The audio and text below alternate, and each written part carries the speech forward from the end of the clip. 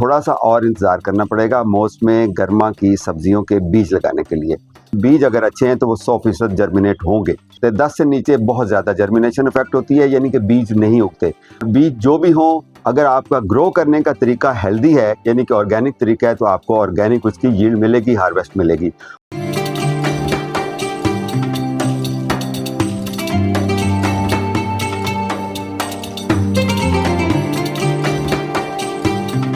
अस्सलाम वालेकुम दोस्तों, मैं हूं आपका जावेद इकबाल।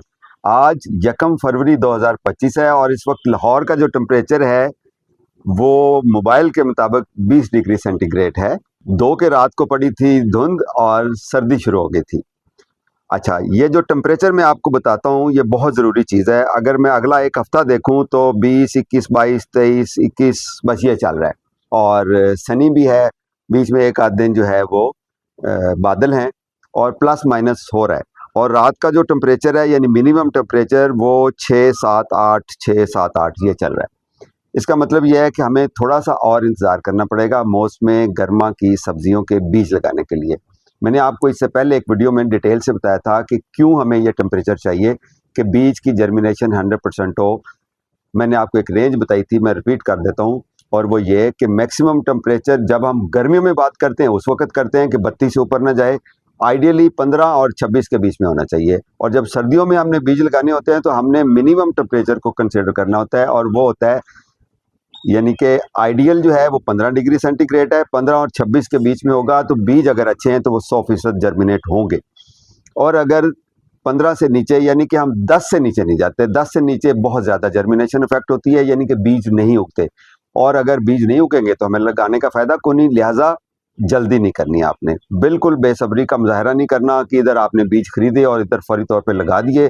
तो उससे आपको वो जो आपने गार्डनिंग करके या किचन गार्डनिंग करके अपनी प्लेयर लेनी होती है, उल्टा आपको स्ट्रेस मिल जाता है। ये काम आपने नहीं करना, सही मौसम का इंतज़ार करना है।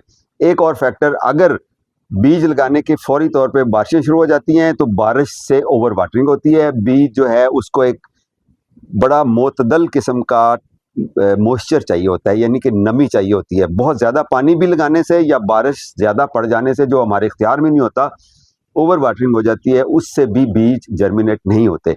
लिहाजा आपने टेम्परेचर को भी जहन में रखना है और इस बारिश के फैक्टर को भी जहन में रखना है, और जो हम पानी खुद देते हैं उसको भी आपने जहन में रखना है। एक और बहुत ज़रूरी चीज़, मेरे से बहुत सारे दोस्त आजकल सवाल पूछ रहे हैं कि हमें हाइब्रिड बीज लगाने चाहिए। F1 हाइब्रिड क्या होता है, F1 हाइब्रिड बीज लगाने चाहिए कि नहीं, ओपी सीड क्या होता है, हेयरलूम सीड क्या होता है। इसके ऊपर एक मैं डिटेल से वीडियो ऑलरेडी अपलोड कर चुका हूँ लास्ट ईयर। मैं उसका कुछ क्लिप ऐड कर रहा हूँ, वो आप ज़रूर देखिए, उसके बाद बात करते हैं। जब हम हाइब्रिड कहते हैं तो इसका सिंपल प्लांट्स के जो बीज हैं, जब उसको आप जहन में रखते हैं तो इसका मतलब है कि 2 गुड पेरेंट्स, यानी कि 2 अच्छी नस्ल के पौधे।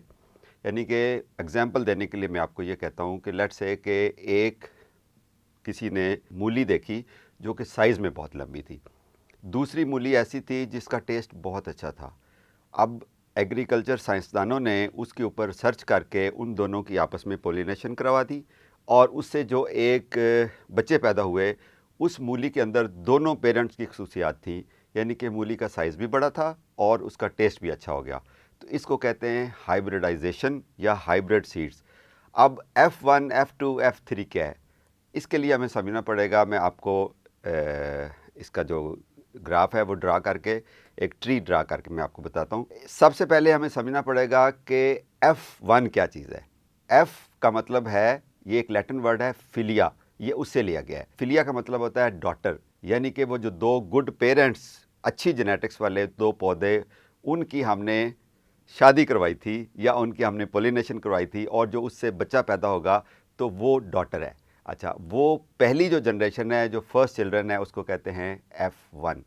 अच्छा, एक चीज़ यहीं पर आप जहन में रखें कि जब भी आप किसी सीड स्टोर पे जाएंगे और आप F1 सीड परचेज़ करेंगे तो वो कदरे महंगे आपको मिलेंगे। उसकी रीज़न ये है कि उसके पीछे सालों की रिसर्च और मेहनत मौजूद होती है।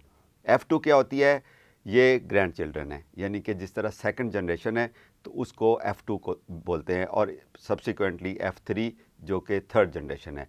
इसका मतलब ये हुआ कि जो चिल्ड्रन हैं अच्छे 2 पेरेंट्स के, उसको F1, जो ग्रैंड चिल्ड्रन है उसको F2, और जो उससे नीचे वाली जनरेशन है थर्ड जनरेशन, उसको कहते हैं F3। ओके, ये तो हो गया हाइब्रिड सीड्स का। अब क्वेश्चन ये है कि क्या हाइब्रिड सीड्स अच्छे होते हैं या बुरे होते हैं। अब आप खुद सोचें कि दो अच्छी नस्ल के पौधे अगर आप लेकर उसकी हाइब्रिडाइजेशन करके उससे एक अच्छी नस्ल पैदा करते हैं, उसका अच्छा या बुरा होना वो आप पे डिपेंड करता है। बहुत सारी बातें कही जाती हैं, हम सुनते रहते हैं कि इसके अंदर इसकी जो न्यूट्रिशन वैल्यू है वो अच्छी नहीं होती। बिल्कुल ऐसी बात नहीं है। आप ज़रूर, आपके सामने एक समंदर है, गूगल है, यूट्यूब है, आप इसके ऊपर सर्च पढ़ें, आपको कहीं भी ये नहीं मिलेगा कि हाइब्रिड सीड ऐसे होते हैं जैसे ब्रायलर मुर्गियाँ होती हैं। इस तरह के सवाल भी मुझसे पूछे गए कि क्या वाकई ऐसे होते हैं। बिल्कुल ऐसी बात नहीं है, ये अच्छी नस्ल के होते हैं। इसके फ़ायदे मैं अभी आपको बताता हूँ। इसके पैरेलल हम दो चीज़ें और डिस्कस करते हैं। हेयरलूम सीड, हेयरलूम विरासती सीड यूँ कह लें। जो गूगल इसकी डेफिनेशन करती है या किताबी डेफिनेशन है वो ये है कि ऐसा बीज, ऐसी नस्ल का पौधा या ऐसा फल या ऐसी सब्ज़ी जो पिछले 50 साल से कंसिस्टेंटली एक जैसी ही आ रही है और ओपन पॉलिनेटेड है।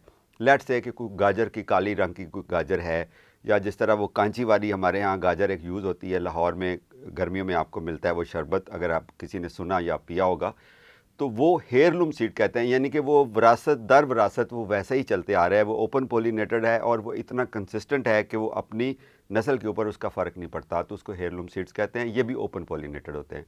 दूसरे वो सीड होते हैं जो ओपन पॉलिनेटेड या इसको ओपी सीड्स कहते हैं। ओपी सीड्स जो है उसकी आप कंट्रोल्ड पॉलिनेशन नहीं करवाते। अच्छा, अब ओपन पॉलिनेशन जब हम कहते हैं तो इसका जो अपोजिट है वो है कंट्रोल्ड पॉलिनेशन, जो कि हाइब्रिड सीड बनाने के दरमियान ऐसा करते हैं कि मसलन जो दो गुड पेरेंट्स थे उनको कवर करते हैं टेक्निकल तरीके से, और उसकी जो पॉलिनेशन है वो कंट्रोल होती है, या ताकि उसको कोई बाहर की एक्सटर्नल पॉलिनेशन असर ना करे और वही रिज़ल्ट मिले और वही बच्चे उसके मिले जो वो चाह रहे होते हैं। आई होप कि आपको F1 हाइब्रिड और ओपी और हेयरलूम सीड के बारे में क्लैरिटी आ गई होगी। तो जब भी आपने बीज खरीदने हैं तो बीज खरीदते हुए आप इन बातों को जहन में रखिए जो मैंने अभी आपको बताई हैं। और बीज जो भी हो, अगर आपका ग्रो करने का तरीका हेल्दी है यानी कि ऑर्गेनिक तरीका है, तो आपको ऑर्गेनिक उसकी यील्ड मिलेगी, हार्वेस्ट मिलेगी। और अगर आप उसके ऊपर स्प्रे कर रहे हैं, केमिकल कर रहे हैं, चाहे आपने देसी सीड लगाए हैं, लेकिन अगर आप उसके ऊपर जहर स्प्रे कर रहे हैं, उसको केमिकल खादे डाल रहे हैं, तो वो देसी नहीं है, वो हेल्दी नहीं है। बेसिकली आपने हेल्दी ग्रो करना है, आपने ऑर्गेनिक कोशिश करें ग्रो करने की, वरना जहन में एक पॉइंट रखें कि आपने हेल्दी ग्रो करना है ताकि आपको हेल्दी खाने को मिले और आप हेल्दी रहें। तो बीज अभी खरीदने हैं, आपने बेस्ट बीज खरीदने के लिए F1 हाइब्रिड भी, देसी भी, greengardens.pk पे आप विज़िट कीजिए और वहाँ पर जाके अगर आपको कोई प्रॉब्लम आती है तो आप हमसे कंसल्ट कर सकते हैं। नीचे व्हाट्सएप का आइकॉन दिया हुआ है वेबसाइट के ऊपर, क्लिक कीजिए और पूछिए कि भाई ये वाले हमने सीड खरीदे हैं, ये हमारा ऑर्डर है, ऑर्डर नंबर है, आप हमें गाइड कर दीजिए, तो हम आपको कंप्लीट गाइड भी करेंगे और आपको बताएंगे कि ये वाले सीड आपने सही खरीदे हैं या नहीं खरीदे हैं। अदरवाइज वेबसाइट के अंदर वेजिटेबल सीड्स की दो कैटेगरीज हैं। जब आप वेजिटेबल सीड्स को क्लिक करते हैं तो वहाँ पर होगा winter vegetable seeds, summer vegetable seeds. तो आपने इस वक्त जो बाय करने हैं वो समर वेजिटेबल सीड्स बाय करने हैं। उसमें लंबी लिस्ट है, लेकिन आप नॉर्मली जिस तरह आजकल अभी लगेगा कद्दू, करेला, टिंडा, भिंडी, तोरी और ये इस तरह की जितनी बेलों वाली सब्जियां हैं, खीरा हो गया, तार हो गई, तो ये आपने लगानी है। लेकिन फिर भी आप हमसे मशवरा कर सकते हैं, हम आपको प्रॉम्प्ट रिप्लाई करेंगे और आपको पूरा गाइड करेंगे। आप किस इलाके से हैं उसके मुताबिक आपको पूरा गाइड करेंगे। तो सब्जियों के बीज अभी आप खरीदिए, मट्टी शट्टी तैयार कीजिए और गेट रेडी। अपनी सब्जियां इस बार आपने खुद ग्रो करनी है। कोई भी प्रॉब्लम होगी हम मिलजुल के इंशाल्लाह उसको रिजॉल्व करेंगे। अपना ख्याल रखिए। Keep smiling and stay healthy. Happy gardening.